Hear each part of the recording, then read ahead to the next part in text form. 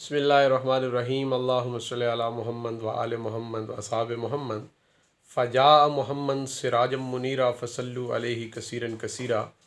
माह रमज़ान रहमतें, बरकतें और ख़ैर के साथ अल्लाह की रहमत साया फ़गन है और उम्मीद करते हैं कि आप इससे कमा हक़्क़हू फ़ायदा हासिल कर रहे होंगे।